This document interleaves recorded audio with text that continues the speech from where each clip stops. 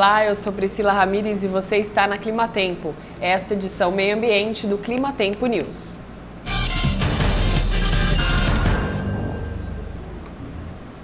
A China reconheceu pela primeira vez ter se tornado o principal país do mundo em volume de emissão de gases causadores do efeito estufa, responsáveis pelo aquecimento global. O anúncio feito nesta terça-feira pela chefia dos negociadores chineses para as questões climáticas mostrou que o governo finalmente assumiu sua responsabilidade como o principal emissor de poluentes do mundo. Até então, as autoridades chinesas não reconheciam abertamente esta condição, estabelecida pela comunidade científica e por organizações internacionais, como a Agência Internacional de Energia. E na tentativa de um acordo para a redução das emissões, representantes de mais de 190 países vão se reunir entre os dias 29 de novembro a 10 de dezembro em Cancún, no México. O evento acontece um ano depois da Conferência de Copenhague, que fracassou na tentativa de fixar metas concretas para depois de 2012, quando expira o Protocolo de Quioto. E há 50 anos a ONU alerta o mundo para os problemas ambientais causados pela ação do homem. Pouca coisa foi solucionada e a situação fica cada vez mais complicada. Acredita-se que a presença do homem na Terra remonta a dezenas de milhares de anos. Porém, somente nos últimos 50 anos, o ser humano começou a demonstrar preocupação com o ambiente em que vive. Em 1972, foi aprovada pela ONU a Declaração de Estocolmo, um dos primeiros documentos internacionais alertando o mundo contra os graves riscos ambientais causados pelo modelo de desenvolvimento vigente. Hoje, 30 anos mais tarde, os problemas ambientais alertados pela ONU na década de 70 praticamente não foram solucionados. Além disso, vivemos dois gravíssimos problemas: escassez generalizada de água e aquecimento global. Um estudo sobre meio ambiente apresentado pela empresa alemã Siemens e a revista britânica The Economist apontou a cidade de Curitiba, no Paraná, como a metrópole mais verde da América Latina. O repórter Felipe Lopes tem mais informações. A capital paranaense, habitada por 1.700.000 habitantes, foi escolhida entre outras 17 cidades. O índice considerou as variáveis de eficiência energética e emissões de dióxido de carbono, uso do solo e edifícios, tráfego, resíduos, água, situação das águas residuais, qualidade do ar e agenda ambiental de governo. Curitiba já havia recebido este título anteriormente por outros órgãos internacionais. Felipe Lopes, de São Paulo, para o Climatempo News. E a sustentabilidade surge como uma solução para enfrentar diversos problemas existentes em grandes centros urbanos. Elas reúnem os maiores poluidores do planeta. São o foco de onde irradiam os principais problemas ambientais da humanidade. Elas são a nossa casa.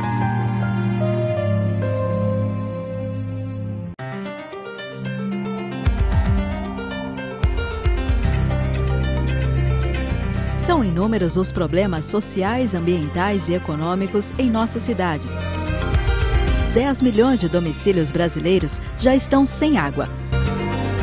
24 milhões sem coleta de esgoto. 22% das cidades já sofrem com a poluição do ar, 33% com a contaminação do solo e 38% com a poluição dos mananciais. A má distribuição de renda, a exclusão social, a falta de acesso à informação e à educação afetam a sociedade. A economia mundial tem preferido lucro em curto prazo, atingindo assim a sociedade e o meio ambiente.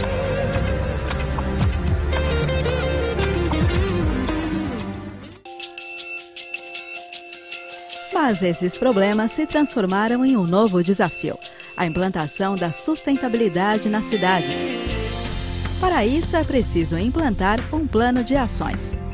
Investimento numa boa malha de transporte público, redução das emissões de CO2, transformação de construções em prédios verdes, controle da qualidade do ar e da água, gerenciamento dos resíduos, preservação da vegetação e estímulo em negócios sustentáveis. Ou você faz uma sustentabilidade que entenda o ambiente junto com a economia ou sociedade, ou então você não tem sustentabilidade. A questão de você ser sustentável implica numa dinâmica muito maior, que não é só fechar a torneira, apagar a luz ou jogar o lixo no lugar certo, mas repensar, não é? Rever o estilo de vida que você tem.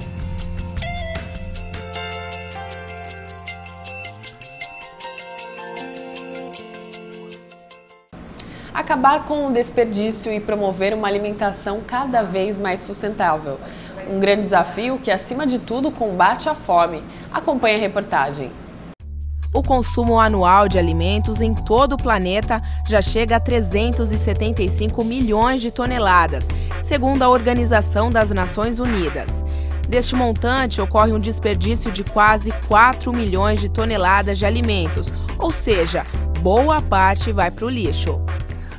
A alimentação hoje está no centro da questão da sustentabilidade planetária. Por quê? A indústria alimentícia é uma das indústrias que mais impacto ambiental causam. Por exemplo, elas causam quando eu crio gado e avanço sobre as florestas.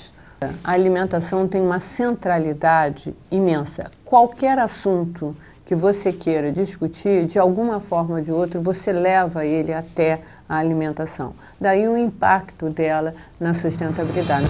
De acordo com o Instituto Acatu, uma casa brasileira desperdiça, em média, 20% dos alimentos que compra semanalmente. Isso significa uma perda de $1 bilhão por ano, o suficiente para alimentar 500 mil famílias. Junto com a comida que segue para o lixo vão todas as suas embalagens, toda a água e energia utilizados na cadeia produtiva. Todo o CO2 emitido em sua produção e transporte também é jogado fora, gerando inúmeros impactos negativos para a sociedade, para a economia e também para o meio ambiente. Uma pesquisa realizada pelo IBGE mostra que 14 milhões de pessoas convivem com o pesadelo da fome no Brasil.